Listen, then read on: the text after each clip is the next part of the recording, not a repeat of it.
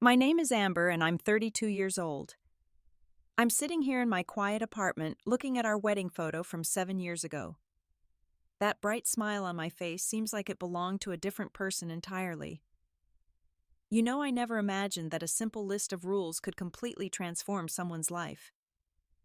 When Marcus presented me with his 15 marriage rules to protect our love, I had no idea that I would need just one single rule to bring his entire control system crashing down.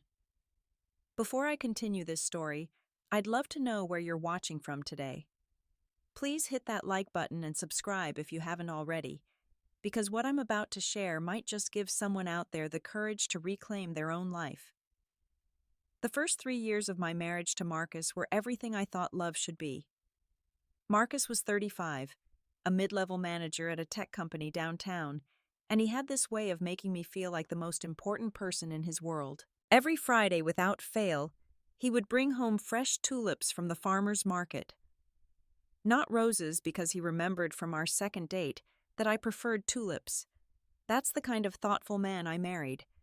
I worked as a graphic designer from our home, having converted the spare bedroom into my little creative studio.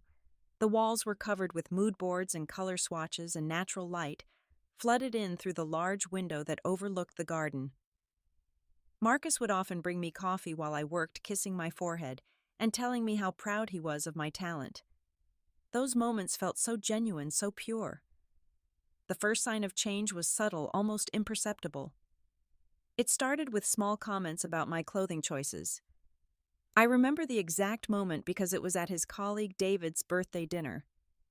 I wore a knee-length navy dress with small white flowers, something I'd worn dozens of times before. As we walked to the car, Marcus said, "Don't you think that dress is a bit much for tonight? Maybe something more modest would be better." I laughed it off, thinking he was just nervous about making a good impression. But the comments continued. "Your friend Amy is quite loud, isn't she?" he'd say after she left our house. Or, "Do you really need to work until 7? It seems excessive." Each observation was wrapped in concern, delivered with a gentle smile that made me question whether I was being oversensitive. I started adjusting little things to make him happy. I wore longer sleeves, scheduled fewer coffee dates with Amy, wrapped up work earlier, even if it meant rushing through projects. The first company party we attended after these changes began should have been my wake-up call. Marcus spent the evening hovering near me, his hand possessively on my lower back whenever any male colleague approached. When Tom from accounting complimented my work on their new branding, Marcus's grip tightened noticeably. On the drive home, he was silent for the first 10 minutes, then exploded. "You were practically flirting with him, the way you smiled when he talked about your designs." I was stunned. Tom was 60 years old and had shown me pictures of his grandchildren. Our first real fight happened when I took on a rush project for a longtime client. The deadline meant working until midnight for 3 consecutive days. On the second night, Marcus stood in my studio doorway, arms crossed. "A good wife would prioritize her marriage over money," he said coldly. When I explained that this client had been with me since before we met, and that maintaining professional relationships was important, he accused me of caring more about my career than our future children. We didn't even have children yet, hadn't even seriously discussed when we wanted them. Then came the phone checking. At first it seemed accidental. I'd leave my phone on the kitchen counter while cooking, and I'd return to find the screen lit up. Marcus quickly looking away. "Oh, it buzzed. I thought it might be important," he'd explain. But it became a pattern. Every time I showered, every time I stepped outside to water the plants, I'd come back to find subtle signs that my phone had been moved. The browser history checked messages read. When I added a passcode, he acted deeply hurt. "We're married, Amber. We shouldn't have secrets." I gave him the passcode that night. It seemed easier than fighting, and what did I have to hide anyway? But that small surrender was just the beginning. Each concession I made only seemed to fuel his need for more control. Looking back now, I can see how masterfully he orchestrated each step, how carefully he eroded my boundaries until I couldn't remember where they used to be. The night that changed everything arrived on an ordinary Saturday. I had spent the afternoon with Jennifer and two other college friends at a small cafe downtown, catching up over coffee and pastries. We laughed about old memories, shared work stories, and for a few hours I felt like myself again. But I lost track of time arriving home at 8 instead of the 6 o'clock I had mentioned that morning.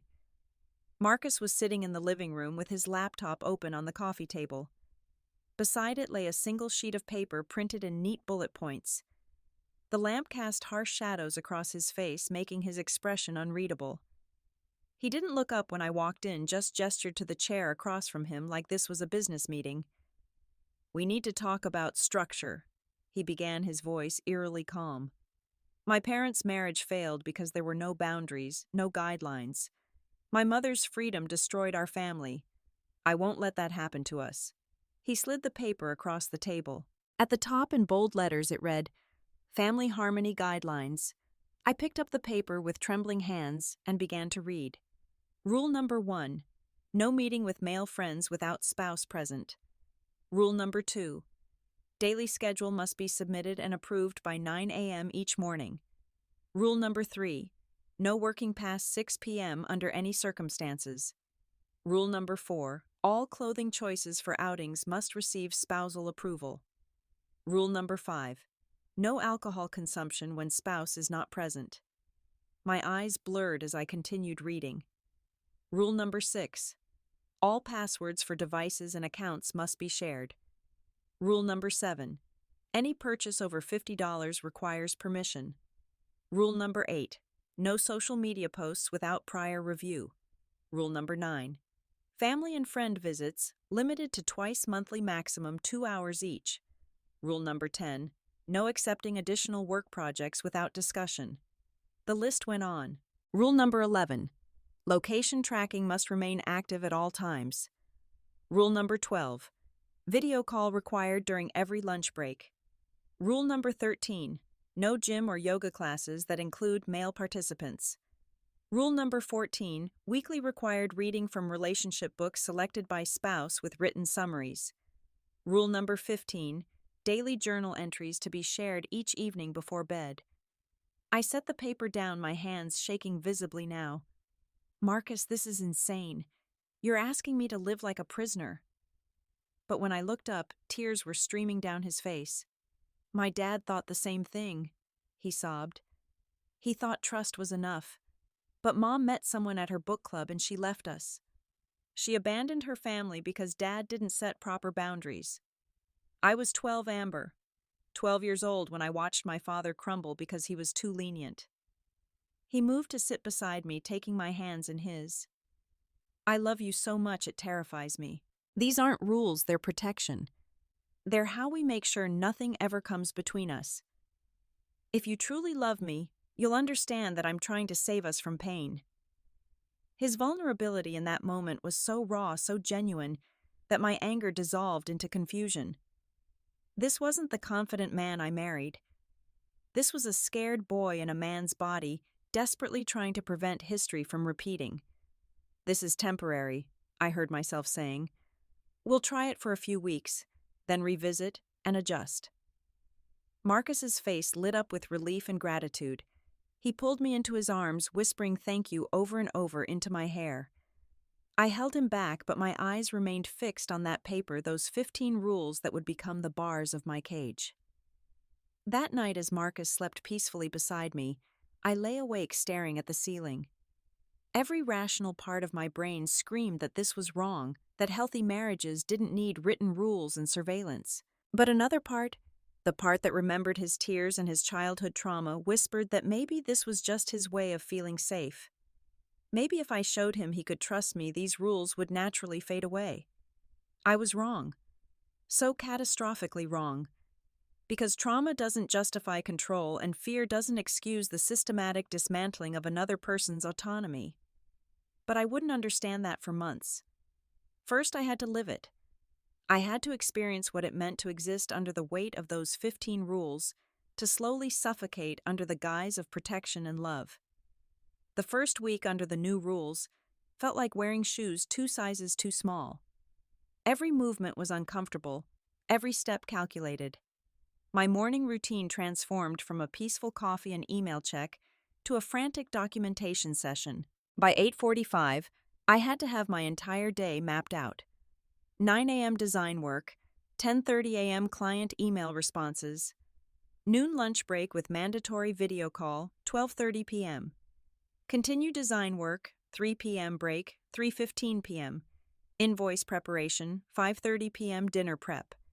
Each item required estimated time and purpose. Marcus would review the schedule over breakfast sometimes, approving immediately, other times suggesting modifications. Do you really need an hour for email responses? 30 minutes should be sufficient. That gives you extra design time. His tone was always helpful, never demanding, which made it harder to argue. How could I explain that client relationships required thoughtful communication without sounding like I was hiding something? The first major loss came in week 2. Richardson Hotels. My biggest client for 3 years needed an urgent redesign for their conference materials. The catch was they needed to discuss it over dinner with their marketing team, who were only available at 7 p.m. I submitted the schedule change request to Marcus that morning, explaining the importance of this meeting. $20,000 worth of work hung in the balance. Absolutely not, Marcus said, not even looking up from his phone. Rule number 3 is clear. No work after 6 p.m. If they valued your services, they'd meet during business hours. I tried explaining that executive teams often only had evening availability, that this was standard in the design industry. His response was to pull up articles on work-life balance on the importance of boundaries. I'm protecting you from exploitation, he said, kissing my forehead. I lost the Richardson account that week. They found another designer who could accommodate their schedule. $20,000 gone along with the referrals they usually sent my way. My monthly income dropped by 60% almost overnight, but Marcus seemed pleased. Now you can focus on clients who respect your time, he said, as if respect was what was happening here. Jennifer stopped calling after I canceled our lunch plans for the 4th consecutive time. The first 2 cancellations were because Marcus had scheduled surprise lunch dates that I couldn't refuse without seeming ungrateful. The third was because he felt I'd already used up my social time that month. The 4th was because Jennifer wanted to meet at a restaurant where her brother worked, and that would violate rule number 1 about being alone with males. I don't understand what's happening with you, she texted after that last cancellation. This isn't the Amber I know. When you're ready to talk, really talk, I'm here. I stared at that message for 20 minutes, crafting and deleting responses. How could I explain that my husband needed to approve my reply before I could send it? That rule number 8 extended to text messages too. In the end, I sent nothing. Marcus said my silence would help her understand I was prioritizing my marriage. The financial control started to suffocate me by week 3. Every purchase over $50 required permission, but Marcus had opinions about everything under that amount too. $30 for foundation, doesn't the drugstore sell makeup? Or $20 for lunch with your sister seems excessive when we have food at home. I found myself sneaking purchases, buying tampons and deodorant separately, to avoid questions, feeling like a teenager hiding things from strict parents. The video calls during lunch became performances. I'd sit in front of my laptop eating whatever I'd managed to prepare while Marcus watched from his office. You look tired, he'd observe. Are you sleeping well? If I mentioned working late on a project even within the 6 p.m. deadline, he'd frown with concern. Maybe you're taking on too much. We should review your client list tonight. These calls weren't conversations. They were inspections. My mother noticed the change during our regulated twice-monthly visit. I'd lost weight without trying my clothes hanging loose on my frame. The spark she always said lived in my eyes had dimmed to barely an ember. Sweetheart, you seem different, she said carefully, watching me check my phone for the 5th time in an hour. Marcus required text check-ins every 60 minutes when I was out. I'm fine, Mom. Just busy with work. The lie felt like ash in my mouth. Work was actually disappearing rapidly. 2 more clients had left when I couldn't attend evening networking events or weekend trade shows.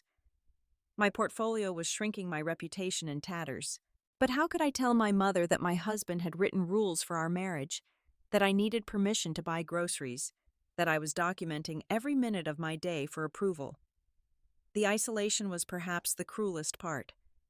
Without regular contact with friends, without professional networking, without spontaneous coffee runs or impromptu shopping trips, my world shrank to the size of our house. Marcus became my only consistent human contact, my sole source of validation and interaction. When he praised me for following the rules well, I felt pathetically grateful. When he expressed disappointment that I'd forgotten to journal one night, I apologized profusely and promised to do better. 4 months into the rules, I caught my reflection in the bathroom mirror and stopped cold. The woman staring back was a ghost. Hollow cheeks, dull hair pulled back in the same ponytail I'd worn for days wearing Marcus's old college sweatshirt, because choosing my own clothes required too much energy. I looked like someone recovering from a long illness, which maybe I was. The illness of slowly disappearing, of being erased one rule at a time. My sister Lily's visit from California was the shock to the system I desperately needed. She took one look at me when I opened the door and her face went pale. "Oh my God, Amber, what happened to you?" She pulled me into a fierce hug, and for the first time in months I let myself really feel how wrong everything had become. In her arms I remembered who I used to be. The creative, vibrant woman who ran her own business, who laughed loudly at bad movies, who danced in the kitchen while cooking. That night after Marcus had gone to bed, Lily and I sat on the back porch in violation of probably 5 different rules. "This isn't love," she whispered, holding my hands tight. "You know that, right? This is control. This is abuse, even if he never lays a hand on you." The word abuse hit me like cold water. Marcus had never hit me, never even raised his voice anymore. But Lily was right. He didn't need to. The rules did all the violence for him, steadily beating down my spirit until I barely existed. The turning point arrived disguised as an opportunity. 3 days after Lily left, my phone rang with a call from Gregory Walsh, curator at the Contemporary Arts Center. I'd submitted my portfolio months ago before the rules and somehow forgotten about it entirely. "Ms. Amber, we'd like to feature 5 of your pieces in our upcoming Emerging Artists Showcase," he said. "The opening is Friday evening at 8. This could be a career-defining moment for you." My hands shook as I thanked him and promised to confirm by end of day. This was everything I'd worked toward for 7 years. The Contemporary Arts Center was where serious collectors went, where careers were launched. Artists who showed their got gallery representation, commercial contracts, museum acquisitions. It was the kind of opportunity that might never come again. When Marcus came home, I had prepared my argument carefully. I showed him the email, the screenshots of other artists who'd exhibited there and their subsequent success. I explained how this could transform our financial situation, how it would mean I could work less in the long run. I even offered compromises like leaving early or having him accompany me. For 20 minutes, I laid out every logical reason why this made sense. Marcus listened silently, then shook his head. 8 p.m. violates Rule 3. The opening includes alcohol, which creates an inappropriate environment. There will be men there without their spouses. I'm sorry, but it's absolutely out of the question. A good wife would understand that our marriage is more important than any career opportunity. He said it so matter-of-factly, like he was stating the weather forecast. Something inside me snapped. But instead of exploding, I went very, very quiet. "You're right," I said calmly. "The rules are important." Marcus looked pleased, kissing my cheek before heading to shower. But as water ran in the bathroom, I sat at the kitchen table with a legal pad and began to think, really think for the first time in months. I studied those 15 rules like a law student preparing for the bar exam. Each one was designed to limit me, control me, shrink my world until Marcus was the only thing in it. But there was a flaw in his system, a massive oversight that came from his assumption that these rules were reasonable, that they were about us rather than about me. He genuinely believed that these rules were protection, not prison bars. That blind spot would be his undoing. That night I couldn't sleep. My mind raced through possibilities, strategies, solutions. Then at 3 a.m., my grandmother's voice echoed in my memory. She'd lived through her own controlling marriage decades ago, and she'd once told me something I'd never forgotten. Sometimes the fastest way to show someone the weight of their actions is to let them carry it themselves. Give them exactly what they're asking for, and watch them crumble under their own demands. By morning, I had my plan. It was so simple it was almost laughable. One single rule that would dismantle everything Marcus had built. I typed it carefully on my laptop, matching his format exactly. When he came down for breakfast, I presented it formally just as he had done months ago. "I've been thinking about your family harmony guidelines," I said smoothly. "They're brilliant, really, but I realize there's one thing missing for true harmony." I slid the paper across to him. At the top it read, "Amendment to Family Harmony Guidelines." Below was a single line. Rule 16, all rules apply equally to both spouses without exception or modification. Marcus read it and actually laughed. "Of course, honey. That's only fair. These rules are for both of us." He signed his name with a flourish, probably thinking this was me finally fully accepting his system. He had no idea he'd just signed his own prison sentence, because Marcus had never considered that his rules might apply to him. In his mind, he was the protector, the guardian, the one who made the rules. He never imagined being subject to them. "Perfect," I said, taking the signed paper and filing it with the original list. "Then you won't mind sending me your schedule for approval this morning. Rule 2. Remember, daily schedule must be submitted and approved by 9 a.m. The smile slowly faded from his face as the implications began to dawn on him. But it was too late. He'd agreed. He'd signed. And I was about to show him exactly what his protection felt like from the inside. The first day of Marcus living under his own rules was almost comical. At 8:55 a.m., I received his hastily typed schedule sent from his phone with obvious reluctance. Meeting with Karen from HR at 10 lunch, with the development team at noon, presentation to clients at 3 drinks, with the Tokyo partners at 6:30. I reviewed it carefully, then sent back my response. Meeting with Karen violates Rule 1, no meeting with opposite gender alone. Please reschedule with male HR representative present. Lunch with team approved, but requires video call at 12:15 to check in. Client presentation approved. Drinks after 6 p.m. violates Rule 3, please decline. Also, drinking with partners would violate Rule 5 if I'm not present. Revised schedule needed by 9:15. Marcus called immediately. "Amber, this is ridiculous. Karen is 58 years old and discussing insurance benefits. The Tokyo partners are only in town today. This is my job we're talking about." His voice had an edge of panic I'd never heard before. "These are your rules, sweetheart," I replied sweetly. "I'm just making sure we both follow them for our family harmony. You said protection was more important than career opportunities, remember, when I couldn't attend the art showcase."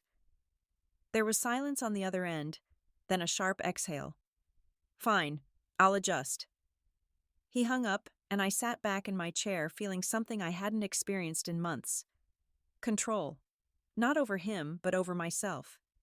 For the first time since those rules were imposed, I was the one making decisions.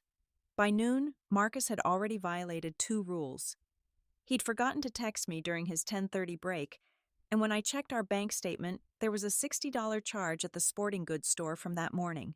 "You didn't ask permission for that purchase," I pointed out when he video called for lunch. Rule 7 clearly states anything over $50 requires spousal approval. "It was golf balls for the client meeting," he protested, his face red with frustration. Behind him, I could see his colleagues glancing over curiously at his raised voice. "I needed them for this afternoon." "Then you should have planned ahead and asked yesterday. Please return them and apologize to the clients that you can't participate in the golf portion. Also, you seem upset. Are you going to write about these feelings in your journal tonight? Rule 15 requires daily emotional documentation." His jaw clenched so hard, I thought he might crack a tooth. Week 1 progressed with Marcus struggling against every restriction. He couldn't grab beers with his team after the successful presentation because I hadn't approved it. He had to leave the company happy hour after one drink because Rule 5 said no alcohol without spouse present, and I was conveniently at my sister's house. He missed the partners' dinner because it was at 7 p.m., well past the 6 o'clock cutoff. His boss, Mr. Davidson, pulled him aside on Thursday. Marcus told me about it during his mandatory video lunch call, his voice tight with humiliation. He wanted to know why I've been acting strangely, why I'm suddenly unavailable for evening meetings and can't attend client dinners. I told him I had family commitments, but he said my priorities seemed to have shifted dramatically. Well, you told me family should always come first, I reminded him. That work-life balance is essential for a healthy marriage. I'm just helping you maintain those boundaries you felt were so important. I took a deliberate bite of my salad, chewing slowly, while he stared at me through the screen. By week 2, the cracks were showing. Marcus had to explain to his female project manager why he could only meet with her if another man was present. She filed a complaint with HR about gender discrimination, forcing Marcus into an incredibly awkward meeting where he couldn't explain the real reason without admitting to his own controlling behavior. He came home that night looking haggard. HR is watching me now, he said, slumping on the couch. They think I have some kind of problem with women in the workplace. My reputation is getting destroyed. I sat beside him, patting his shoulder with mock sympathy. Maybe we should revisit these rules, I suggested gently. They seem to be causing you stress. But pride and stubbornness kept him silent. He still believed his system was right, that I was just being petty, that eventually I'd stop this game and things would return to his version of normal. Week 3 broke him. The Tokyo deal he'd been working on for 8 months fell through because he couldn't attend the final negotiation dinner. His team was invited to a weekend strategy retreat, but it included female colleagues, so Rule 13 made it impossible. He watched his junior colleague Steve get the promotion Marcus had been promised simply because Steve could actually fulfill all the job requirements. But the final straw was the journal. Every night, I insisted on reading his daily emotional documentation just as he'd read mine for months. One night, he wrote about feeling trapped and suffocated. I can't breathe in my own life, he'd written.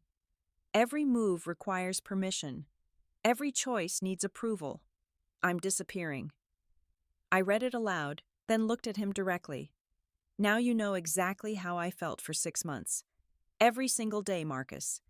This trapped feeling, this suffocation, this disappearance of self, I lived it while you told me it was love. The journal trembled in my hands as memories of my own deterioration flooded back. That night, something in Marcus finally shattered. He sat on our bed, head in his hands, sobbing like I'd never seen before. Not the manipulative tears from when he'd introduced the rules, but deep, genuine anguish. I can't do this, he gasped between sobs. I can't live like this. It's killing me. The rules, they're insane. They're absolutely insane. Yes, I agreed quietly. They are. He looked up at me, then really looked at me, perhaps for the first time in months. My God, Amber. This is what I did to you. This is what I put you through. The recognition in his eyes was complete and devastating. I became my father. No worse.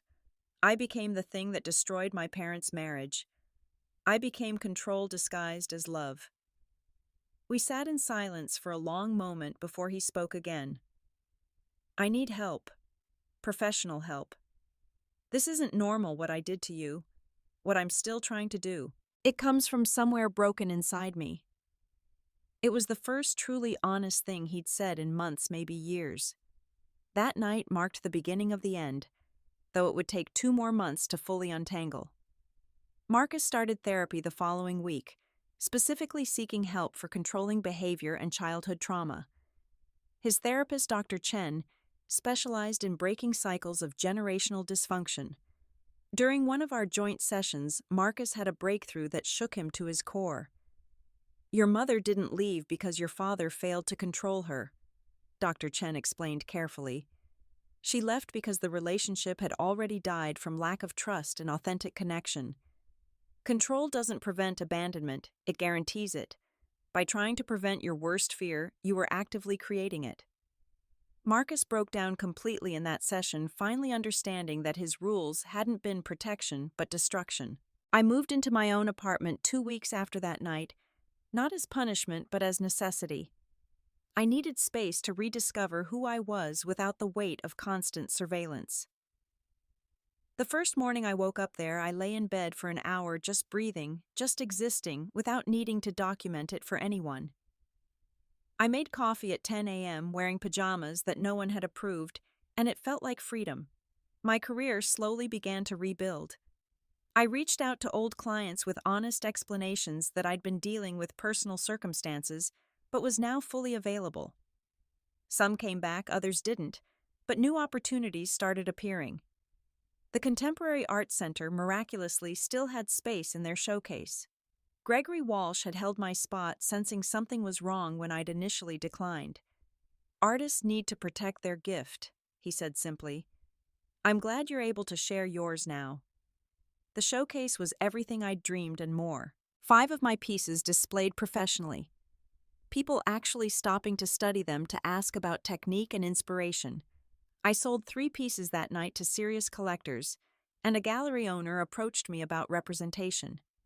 But the best part was standing there surrounded by my work, knowing that I'd chosen to be there. No permission sought, no approval needed. Marcus and I met for coffee 3 months after our separation to discuss the divorce. He looked different, more authentic somehow, like the therapy was stripping away layers of learned behavior to reveal someone real underneath. "I want you to know that I understand if you hate me," he said quietly. "What I did was abusive, even though I convinced myself it was love. I'm sorry doesn't begin to cover it." "I don't hate you," I replied honestly. "I feel sad for both of us. Sad that your trauma turned you into someone who hurt others. Sad that I lost myself so completely. But hatred would mean giving you more space in my life, and I'm done with that." We signed the divorce papers that afternoon. No drama or fighting, just 2 people acknowledging that some damage can't be undone. 6 months after the divorce, I ran into Marcus at a coffee shop. He was with someone new, a woman named Diana, who seemed confident and relaxed. He introduced us briefly, and I noticed how he stood beside her without touching, without that possessive hand on her back I remembered so well. Later, he sent me a text. "I tell Diana about everything in therapy. She knows about the rules about what I did. She says she's proud of you for breaking free. So am I." My own healing was slower, more complex than just removing myself from the situation. I worked with a therapist too, unpacking why I'd accepted the rules for so long, why I doubted my own instincts that screamed this was wrong. "Abuse doesn't always look like violence," she reminded me repeatedly. "Sometimes it looks like love perverted into ownership, protection, twisted into control." I started dating again 8 months after the divorce, meeting Jason at a photography exhibition. He was the event photographer, and we struck up a conversation about lighting and composition. Our first date lasted 6 hours, talking about everything from art to travel to our favorite terrible reality shows. When he asked about my past relationships, I told him honestly about Marcus and the rules. His response was perfect. "Thank you for trusting me with that. You're incredibly strong for recognizing what was happening and getting out." Jason and I have been together for a year now, and the difference is staggering. He celebrates my independence rather than fearing it. When I travel for work, he helps me pack and asks for pictures of whatever city I'm in. When I work late on projects, he brings me dinner and works quietly beside me on his own editing. There are no rules except the basic respect and communication that healthy relationships require. I've also become something I never expected: a mentor for women in similar situations. It started accidentally when Jennifer's cousin reached out after hearing my story. Her husband had his own version of rules disguised as religious guidelines for a godly marriage. We met for coffee, and I shared everything I'd learned about recognizing control patterns, about the slow erosion of self that happens when someone else dictates your every move. Now I volunteer with a local women's shelter, leading workshops on identifying emotional abuse and controlling behavior. So many women sit in those circles with the same confused expression I once wore, saying things like, But he never hit me. Or, he says it's because he loves me so much.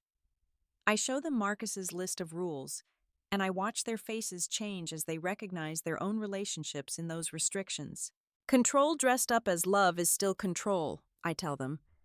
Protection that requires your freedom isn't protection at all. It's possession. And you are not property to be owned no matter how much someone claims to love you. Sometimes they cry. Sometimes they argue, not ready to see yet. But sometimes something clicks behind their eyes, and I know they're beginning to understand. Looking back now from this place of peace and genuine happiness, I can see the entire journey with clarity that wasn't possible while living it. The descent from love to control was so gradual, each step seemingly reasonable in isolation. A concerned comment here, a protective gesture there, until suddenly I was living in a cage built from someone else's trauma and insecurity. The 15 rules weren't really about preventing infidelity or protecting our marriage. They were about Marcus trying to control the uncontrollable, to guarantee that he'd never experienced the abandonment he'd felt as a child. But life doesn't work that way. You can't prevent loss by imprisoning love. You can't ensure loyalty through surveillance. All you do is create the very thing you fear, pushing away the person you're desperately trying to keep. My one simple rule that all rules apply equally wasn't really about revenge, though it might have looked that way. It was about holding up a mirror, forcing Marcus to see his system from the inside. Sometimes that's the only way to break through someone's delusions, to make them feel the weight of what they're inflicting on others. He needed to experience his own cage to understand that he'd built one. I think about the woman I was before the rules, creative and independent and full of life. Then I think about who I became under them, shrinking and disappearing and doubting my own worth. And finally, I look at who I am now, stronger for having survived it, clearer about my boundaries, and absolutely certain of my value. The journey broke me down, but ultimately built me back stronger, with an unshakable understanding of what love should and shouldn't look like. Real love doesn't require surveillance. It doesn't demand constant proof or documentation. It doesn't shrink your world until one person becomes everything. Real love expands your life, celebrates your independence, trusts your choices. It wants you to thrive, not just survive. It sees your growth as beautiful, not threatening. Jason shows me this every day, not through grand gestures, but through consistent respect for my autonomy. I still have the list of rules kept in a folder marked "Never Again." Sometimes I pull it out when working with women at the shelter, a tangible reminder that abuse can hide behind seemingly reasonable requests. Those 15 rules that once governed every minute of my day now serve a different purpose, teaching others to recognize the red flags I initially missed. The art I create now is different, too, deeper and more complex. The pieces from my controlled period were technically proficient, but emotionally flat, created within such rigid boundaries that no real expression could emerge. Now my work pulses with life, with the freedom that comes from choosing your own path. The gallery show next month will feature a series called Breaking Free: Abstract Pieces that capture the journey from confinement to liberation. Marcus continues his therapy, from what I've heard, through mutual acquaintances. He's become an advocate in his own way, speaking at men's groups about recognizing controlling behavior, about breaking cycles of generational trauma. It doesn't undo what happened, but perhaps it prevents someone else from walking our path. Diana seems good for him, someone who won't accept rules or control, who challenges him to be better. I genuinely hope he's learning to love without owning. My mother, who watched my decline and recovery with heartbreak and relief, told me something recently that stuck with me. You didn't just escape, sweetheart. You rescued yourself. There's a difference. Escape can be lucky. Rescue requires courage, planning, and the absolute conviction that you deserve better. She was right. That single rule I added wasn't luck or cleverness. It was self-rescue the moment I decided my life belonged to me. The women I work with at the shelter often ask how they'll know when they're ready to leave, when enough is enough. I tell them about the moment I saw myself in the mirror, unrecognizable and hollow. I tell them about my sister's horror at what I'd become. But mostly, I tell them about the quiet moment when something inside says, no more. and means it. Not in anger or hysteria, but with calm certainty that this isn't love, this isn't life, this isn't acceptable anymore. Some people think my story is about revenge, about turning the tables on Marcus. But it was never about him, not really. It was about me remembering that I had power, that I had worth, that I had the right to exist without permission. The rules collapsing was just the external manifestation of an internal revolution the moment I chose myself over someone else's dysfunction. Today my life is beautifully ordinary. I wake up when my body feels rested, not at a prescribed time. I wear what makes me feel good, eat lunch wherever I want, see friends spontaneously. I work late when inspiration strikes, and take random Tuesday afternoons off when the sun is perfect for hiking. These simple freedoms that most people take for granted feel miraculous to someone who once needed permission to buy shampoo. The ripple effects continue spreading. Jennifer's cousin left her controlling husband and is rebuilding her life. 2 women from my workshop recognized their situations and made plans to leave safely. My story, shared carefully and purposefully, has become a flashlight in dark places, showing others that there's a way out, that life exists beyond the rules someone else created. That one simple rule I added didn't just shut down Marcus's control system.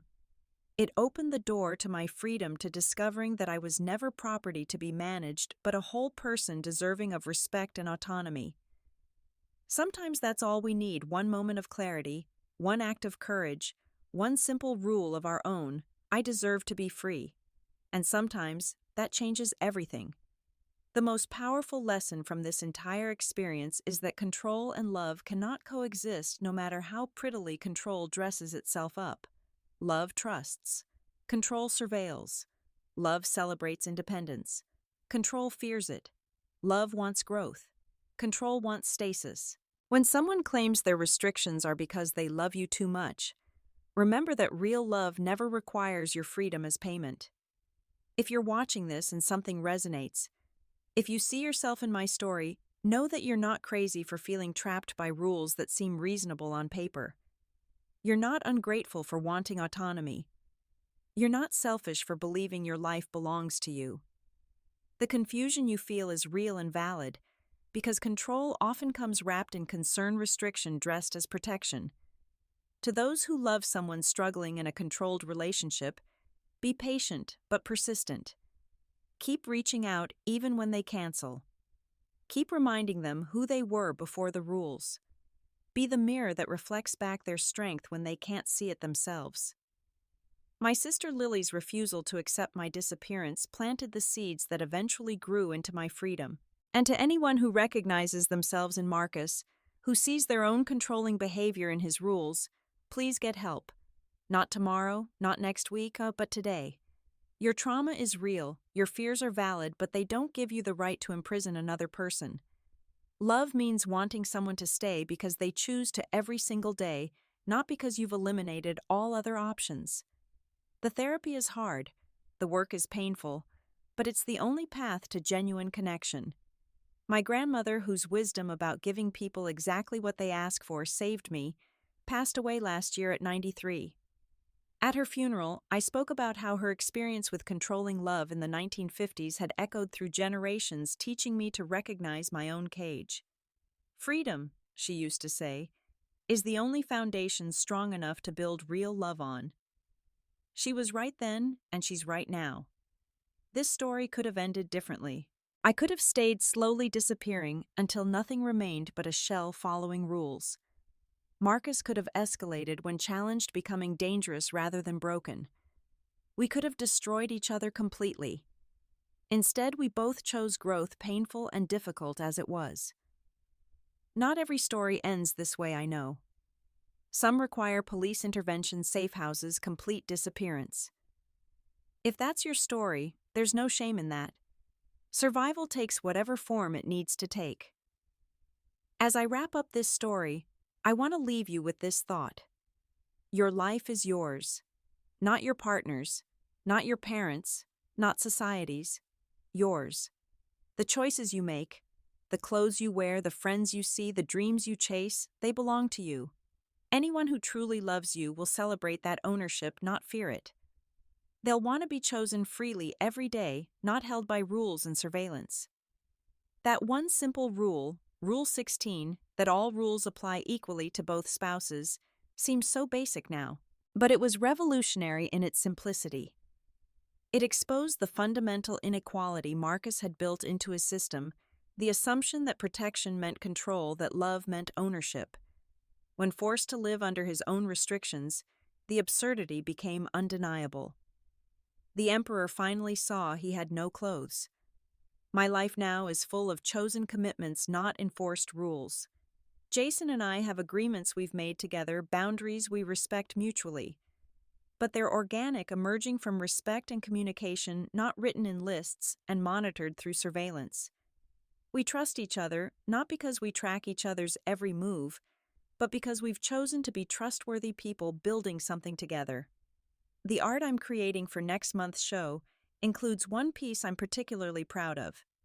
It's a massive canvas covered in tiny printed words, the full text of Marcus's 15 rules repeated thousands of times until they become abstract pattern.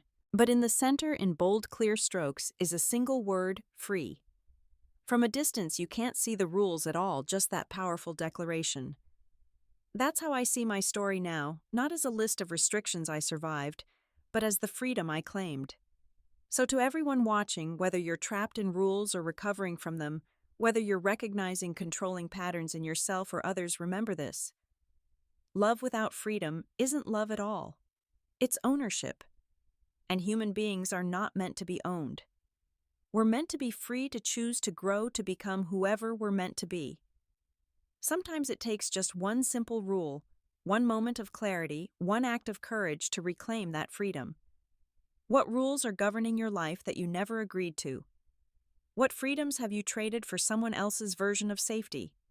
What simple change could you make today to start reclaiming your autonomy? These aren't easy questions, but they're necessary ones. Because life is too short and too precious to live by someone else's rules. Thank you for listening to my story. If it resonated with you, if it made you think about your own relationships and freedoms, please share your thoughts in the comments below. What rules have you encountered disguised as love? How did you recognize them? How did you break free? Your story might be the light someone else needs to see their own situation clearly. Please like this video if it spoke to you, subscribe to hear more stories of resilience and recovery, and share it with anyone who might need to hear that they deserve better than a love that comes with terms and conditions. Remember, you are worthy of love that celebrates your freedom, not one that fears it. Until next time, stay strong, stay free, and remember that your life belongs to you and you alone.